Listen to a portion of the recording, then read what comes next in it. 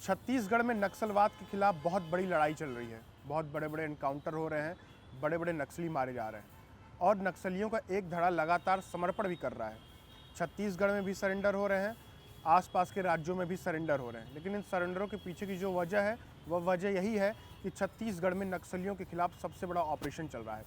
ऐसे में बचने के लिए नक्सली लगातार हथियार डाल रहे हैं और आत्मसमर्पण कर रहे हैं। लेकिन इस आत्मसमर्पण में एक सवाल जो आपके और हमारे जहन में लगातार आ रहा है, वो सवाल ये है कि आखिर बड़े कैडर के नक्सली तेलंगाना में जाकर आत्मसमर्पण क्यों कर रहे हैं। पहले 1 करोड़ की नामी सुजाता, फिर रूबेन और अब 3 और नक्सलियों ने तेलंगाना में जाकर सरेंडर किया है।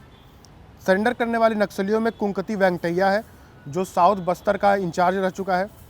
वेंकट राजू है, जो DKSZC यानी दंडकारण स्पेशल जोनल कमेटी में काम कर चुका है। और तोडेम गंगा है, जो साउथ बस्तर में जनताना सरकार की भी इंचार्ज रह चुकी है।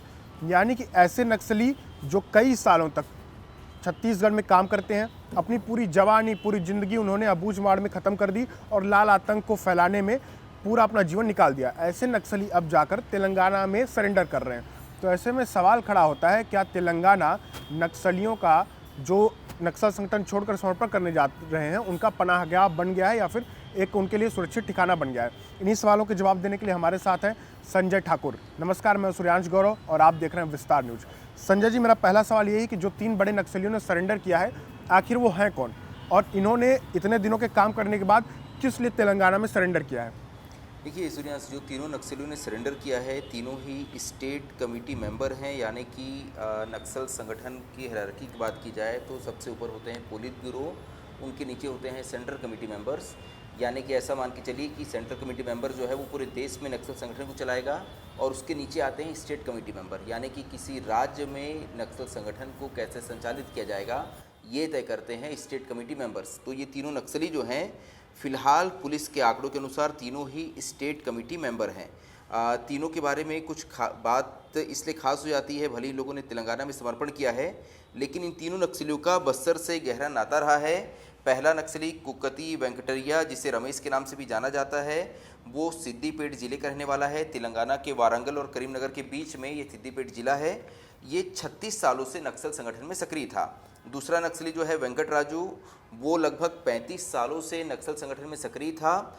ये हनुमानकोंडा ज़िले का रहने वाला है। ये ज़िला भी वारंगल से बिल्कुल लगा हुआ है।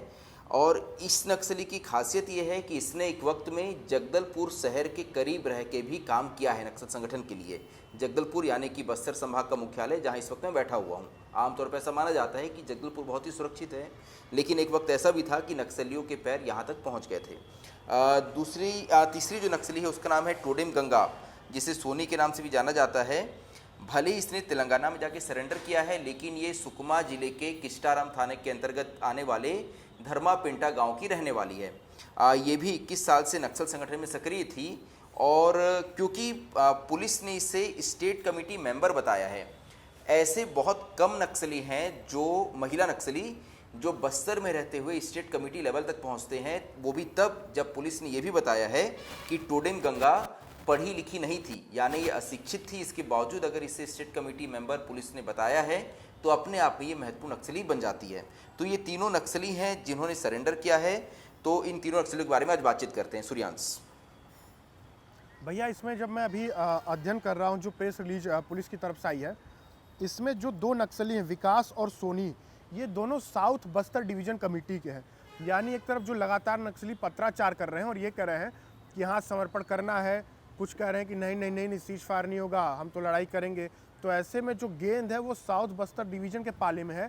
सबकी निगाहें उसी पर हैं कि साउथ बस्तर डिवीजन अगर चाहेगा तो सीज फायर होगा, नहीं तो लड़ाई जारी होगी। इस पर आपने बहुत विस्तार से भी बताई थी। तो इस समय जब इतना क्रूशियल समय चल रहा है, उसमें साउथ बस्तर के 2 बड़े नक्सली, उसमें से तो एक इंचार्ज है विकास, वो साउथ बस्तर का, वो समर्पण कर रहा है। तो इसके पीछे क्या वजह हो सकती है कि साउथ बस्तर का नक्सली सरेंडर कर रहा है और ये कितना बड़ा झटका हो सकता है नक्सलियों के लिए? देखिए, तीनों ही नक्सलियों ने दक्षिण बस्तर इलाके में ही काम किया है। वो दक्षिण बस्तर जो फिलहाल सभी की नज़र में है, क्योंकि जब से ये पत्राचार का दौर चालू हुआ है कि हम शांति वार्ता चाहते हैं, नक्सलियों ने जब से कहा है, तब से नक्सलियों के अलग अलग कमेटियों ने, अलग अलग क्षेत्रीय दलों ने इस शांति वार्ता का समर्थन किया है। लेकिन अभी भी साउथ बस्तर जो नक्सलियों का पूरे देश में सबसे मजबूत गढ़ है, जहां नक्सलियों की बटालियन नंबर 1 मौजूद है, जहां हिड़मा देवा जैसे नक्सली मौजूद हैं, उस साउथ बस्तर के फिलहाल उस ओर से किसी भी तरह का कोई बयान सामने नहीं आया है। लेकिन इस बीच क्योंकि 3 बड़े नक्सलियों ने समर्पण किया है तो ये काफ़ी महत्वपूर्ण हो जाता है। अगर कुंकटी वेंकटिया की बात की जाए तो पुलिस ने बताया है कि ये नक्सली लगभग 36 सालों से नक्सल संगठन में सक्रिय था। नक्सल संगठन में सक्रिय रहते हुए ये DKSZC मेंबर, यानी क्योंकि हम बस्तर का जो इलाका है इसे नक्सली दंडकारण्य स्पेशल जोनल कमेटी कहते हैं, तो ये DKSZC के मेंबर था, जो कि स्टेट कमेटी के ही समकक्ष एक रैंक है। ये उसका मतलब उसका सदस्य था। इसके अलावा इसने बस्तर के अलग अलग हिस्सों में नक्सल संगठन की जिम्मेदारियों को निभाया है। लगभग 2007 में ये बस्तर में दाखिल हुआ था। इसके बाद लगातार ये बस्तर के ही अलग अलग हिस्सों में ये काम करता रहा। इसके बारे में एक खास बात ये है, इसका जो समर्पण के पीछे पुलिस ने कारण बताया वो यही बताया है कि ये बुज़ुर्ग हो गया था, इसकी उम्र काफ़ी हो गई थी, जिसके चलते इसने अब मुख्यधारा में जुड़ने का फैसला किया है। लेकिन इसके पीछे एक और कहानी हो सकती है, क्योंकि लगातार हम ये देख रहे हैं कि ये जितने भी तेलंगाना से खासतौर पर आए हुए नक्सली थे, इन नक्सलियों को सुरक्षा देने का काम बस्तर के नक्सली करते थे। ऐसे में जब बस्तर के नक्सली यहाँ पर इस इलाके में अपने हथियार डालने की बात कह रहे हैं, तो ऐसे में ये जो नक्सली तेलंगाना से आए हुए थे, जो बीते लगभग 30 सालों से 40 सालों से बस्तर में नक्सल संगठन को चला रहे थे, इसे मजबूत कर रहे थे, उनके सामने ये स्थिति पैदा हो गई है कि अब वो अकेले यहाँ कैसे काम करेंगे। यही वजह है कि अब नक्सली एक बार वापस बस्तर छोड़कर तेलंगाना की ओर या आंध्रा की ओर आगे बढ़ रहे हैं। दूसरा नक्सली जो है उसके बारे में बात करना जरूरी हो जाता है, क्योंकि ये जो वेंकट राजू है, जिसे चंदू के नाम से भी जाना जाता है, ये नक्सलियों के CNM का प्रमुख था, यानी कि नक्सलियों की चेतना नाट्य मंडली, नक्सलियों का नक्सल संगठन का वो सांस्कृतिक विंग जिसमें नक्सली नाच गाकर अपने संगठन को मजबूत करने का काम करते हैं। आमतौर पर CNM का अगर कोई भी आप कार्यक्रम देखेंगे, अगर आप YouTube पे सर्च करते हैं तो आपको नक्सलियों के CNM के सैकड़ों हजारों वीडियो जो है YouTube पे नज़र आएंगे, जिस पे आप देख पाएंगे कि नक्सली जो है वो बिल्कुल वेशभूषा में गेटअप के साथ तैयार होकर बाजे गाजे के साथ जो है नाच करते हैं, गाना गाते हैं। वो गाने जो हैं वो सामाजिक समस्याओं से जुड़े होते हैं और उसके माध्यम से नक्सली अपनी बात कहने की कोशिश करते हैं। ये विंग इनकी इतनी मजबूत है कि अगर आप देखेंगे नक्सल संगठन में जब कोई नक्सली समर्पण करता है तो वो अक्सर इस बात को कहता है कि वो सबसे पहले प्रभावित नक्सलियों की इसी चेतना नाट्य मंडली के कारण ही हुआ था। साल 2006 के आसपास सरकार ने इस चेतना नाट्य मंडली को बैन कर दिया। तो फिलहाल जो CNM के सदस्य भी हैं, यानी कि जो हथियार नहीं उठाते लेकिन वो ढोल नगाड़े उठाकर नक्सल संगठन को मजबूत करने की कोशिश करते हैं, वो सदस्य भी नक्सल संगठन के फिलहाल देश में बैन हैं। तो ऐसे में ये CNM का प्रमुख था।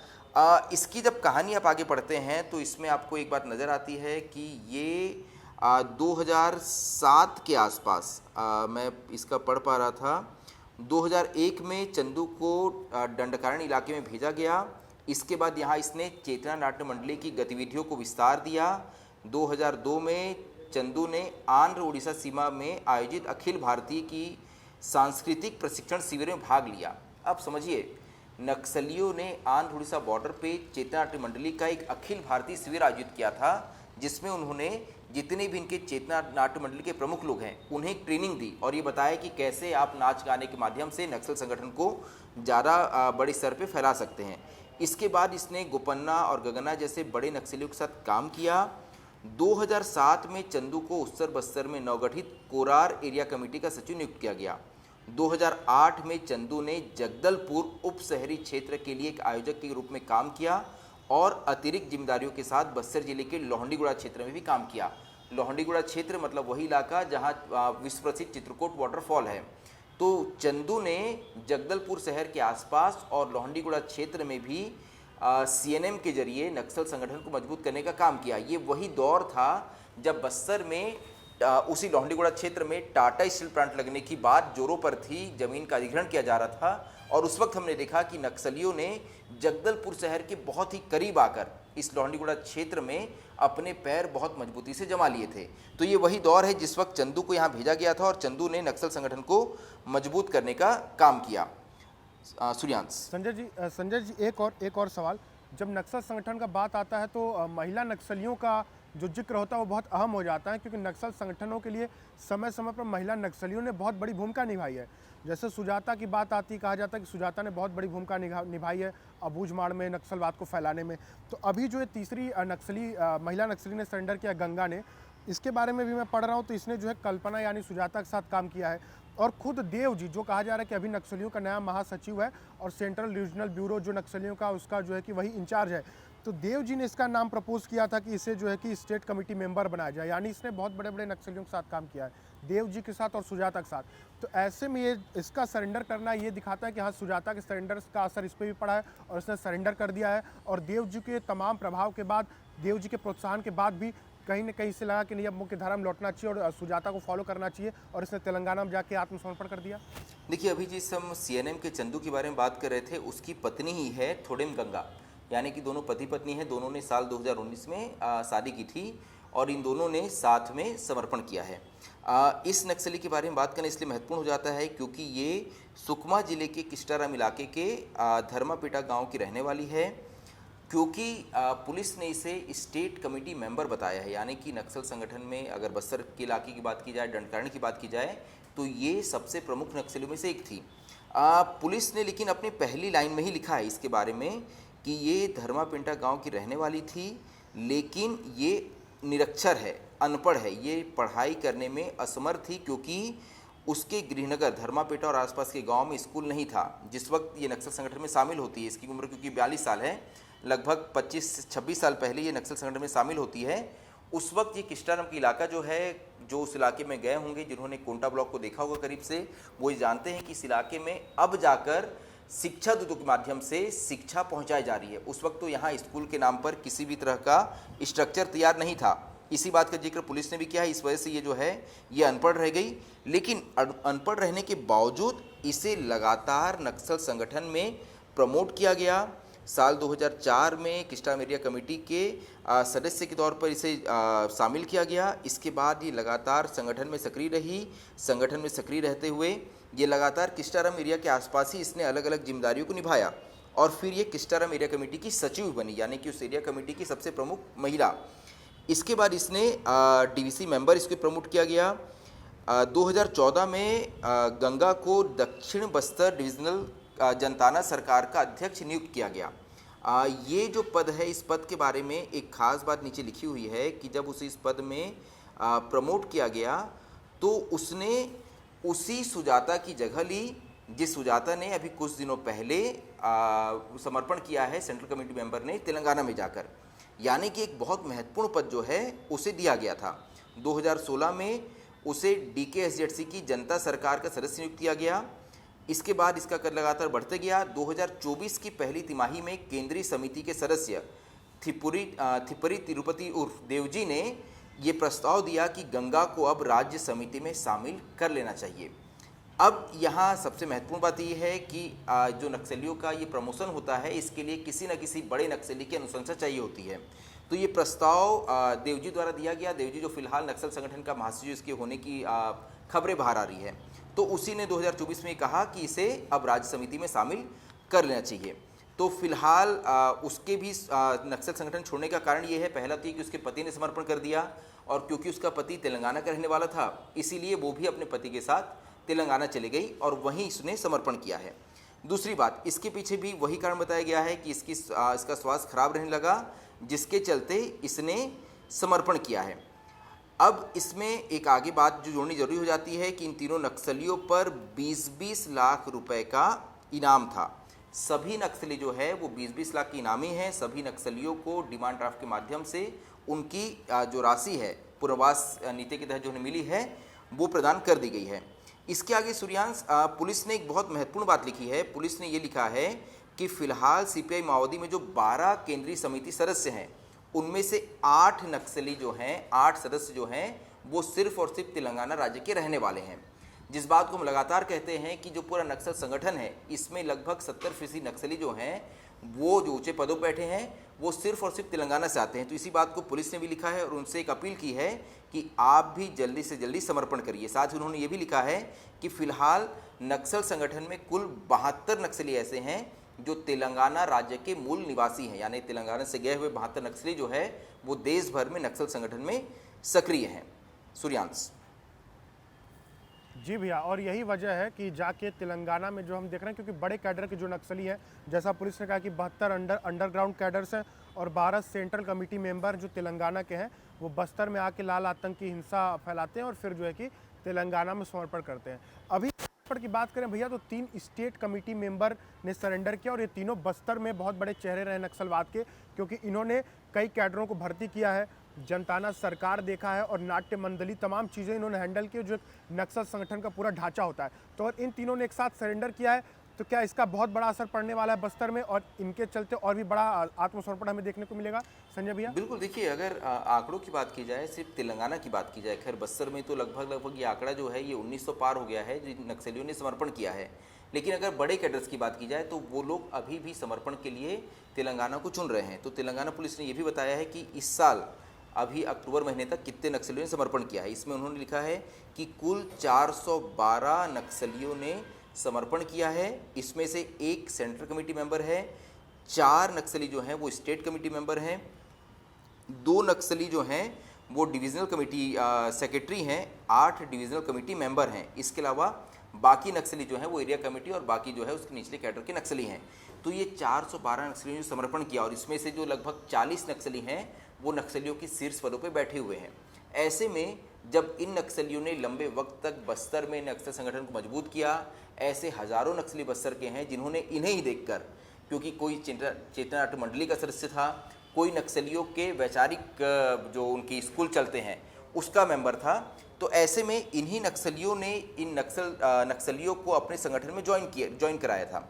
ऐसे में जब आज ये बड़े नक्सली कैडर समर्पण कर रहे हैं तो एक बात तो तय है कि बस्तर में लगातार जो ऑपरेशन चल रहे हैं, जो दबाव बढ़ा है, उसके बाद जब नक्सली जो बस्तर में सक्रिय हैं वो किस तरह की खबर देखते होंगे कि हमारे बड़े बड़े सदस्य जो 30-40 साल पहले बस्तर आए थे वो बस्तर से वापस निकलकर अपने राज्यों में जा रहे हैं, समर्पण कर रहे हैं, एक बेहतर जीवन जी रहे हैं। तो कहीं ना कहीं यहाँ के नक्सलियों का मनोबल भी टूटेगा और ये मनोबल तब ज़्यादा टूट जाता है जब नक्सल संगठन फिलहाल बिखरा हुआ है। नक्सल संगठन इस बात को स्वीकार कर रहा है कि फिलहाल उनके बीच कम्युनिकेशन जो है वो पूरी तरह से खत्म हो गया है, क्योंकि पुलिस ने अपनी तकनीक को इतना उन्नत कर लिया है कि अब अगर कोई भी नक्सली किसी भी तरह की कम्युनिकेशन की कोशिश करता है तो पुलिस उसे इंटरसेप्ट कर लेती है और उसके माध्यम से पुलिस उस नक्सली तक पहुंच जाती है। ऐसे में बड़े कैडर्स के नक्सली जो हैं वो फिलहाल अपने निचले कैडर से बात नहीं कर पा रहे हैं। जिस एरिया कमेटी में जो नक्सली है वो अपने एरिया कमेटी सचिव या एरिया कमेटी मेंबर्स के माध्यम से ही उस सिर्फ इलाके तक एक जो निश्चित उसका इलाका होता है वहीं तक फिलहाल वो सिमटा हुआ है। तो ऐसे में ये भ्रम नक्सलियों को भी जरूर फैलेगा कि हमारे बड़े कैडर समर्पण कर रहे हैं। उसके बीच वेणुगोपाल राव के लेटर्स आ जाते हैं लगातार, वो कहता है कि हम शांति वार्ता चाहते हैं और उसके समर्थन में अलग अलग डिविजनल कमेटीज़ के भी लेटर्स आ जाते हैं। तो कहीं ना कहीं नक्सल संगठन फिलहाल अपने सबसे मुश्किल दौर से गुजर रहा है। फोर्स तो लगातार इन पे आक्रमण कर ही रही है, इसके अलावा नक्सल संगठन आपस में भी मतभेदों से जूझ रहा है, जिसका असर ये है कि नक्सल संगठन ही फिलहाल 2 फाड़ में बटा हुआ नजर आ रहा है। सूर्यांश। बिल्कुल बिल्कुल संजय भैया, तो कुल मिलाकर यही, क्योंकि पुलिस ने भी कहा कि बहुत बड़ी मोरल विक्ट्री है, यानी कि मनोवैज्ञानिक रूप से भी बहुत बड़ी सफलता है जवानों के लिए, और मनोवैज्ञानिक रूप से जो छोटे कैडर के नक्सली बस्तर में है उन्हें भी कहीं ना कहीं समझ में आएगा कि नहीं, जो बड़े कैडर के नक्सली जो हमें नक्सल संगठन में लेके आए, जिन्होंने हमें बरगलाया, वो तेलंगाना में जाकर आत्मसमर्पण कर रहे हैं, खुद अच्छी ज़िंदगी जी रहे हैं और हमें जंगलों में मरने के लिए, भटकने के लिए छोड़ दे रहे हैं। तो कुल मिला के जो छत्तीसगढ़ में ऑपरेशन चल रहा है उसका प्रत्यक्ष रूप से एक तरफ तो हम देख रहे हैं कि कैडर मारे जा रहे हैं, तो जो है कि नक्सल संगठन खत्म हो रहा है, कमजोर है। दूसरी तरफ से अप्रत्यक्ष रूप से जो तेलंगाना में समर्पण हो रहा है, महाराष्ट्र में समर्पण हो रहा है, छत्तीसगढ़ में समर्पण हो रहा है, उससे भी नक्सलवाद खत्म हो रहा है और साथ ही जो कैडर से नक्सलियों के जो बचे हुए हैं उन्हें भी एक संदेश जा रहा है कि आप भी आत्मसमर्पण करिए। संजय भैया, बहुत शानदार चर्चा की आपने और सब कुछ बहुत विस्तार से बता दिया कि किस तरीके से 3 नक्सलियों ने जो समर्पण किया है वो कितना खास है और इसका किस तरीके से असर पड़ने वाला है जवानों के ऑपरेशन पर, नक्सलवाद के खात्मे पर और जो बचे हुए कैडर हैं उन पर। तो आज की चर्चा को आज यहीं विराम देते हैं संजय भैया, और फिर कल कोई बड़ी चर्चा के साथ आएंगे और नक्सलवाद के किसी बड़े मुद्दे पर बात करेंगे। आज की चर्चा के लिए संजय भैया बहुत बहुत धन्यवाद आपका।